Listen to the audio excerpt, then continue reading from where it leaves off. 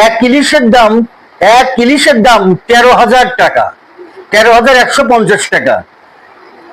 এই বর্তমানে যে আষাঢ় মাস, এই সিজনে চাঁদপুর পদ্মা মেঘনা নদীতে খুব কম খুব কম পরিমাণে ইলিশ ধরা পড়েছে এবার, যার কারণে হতাশ স্থানীয় জেলেরা।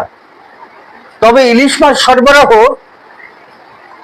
কম থাকলেও জুন 2025-এ শুরু থেকে জেলেরা বড় আকারের ইলিশ পাচ্ছেন অল্প কিছু।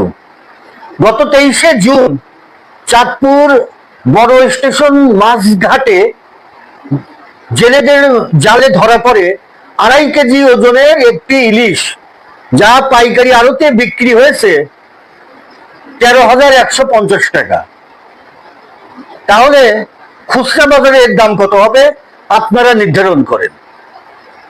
এই মাছ কেনার সাধ্য কিন্তু সমান নাই। যাদের টাকার বাপ মা আছে তারা কিন্তু এগুলো করবে না, যাদের টাকার বাপ মা নাই তারাই করবে, তারাই কিনবে। তাহলে একটা ইলিশ যদি 2.5 কেজি ওজনের হয়, তাহলে 2.5 কেজি ওজনের হলে আপনার 6,500 টাকা কেজি বা 6,000 টাকা কেজি 1 কেজি ইলিশ। এটা কি মানা যায়? 2.5 কেজি